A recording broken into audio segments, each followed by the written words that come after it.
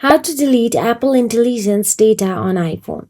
Here is simply about deleting or removing Apple Intelligence data from an iPhone as of iOS 18.3.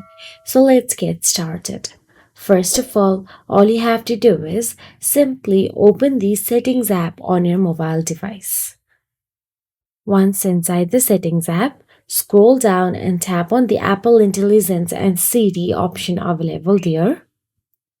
And once you tap on it, simply toggle Apple Intelligence off and confirm when prompted. After disabling, keep the iPhone idle, ideally connected to charger and Wi-Fi overnight.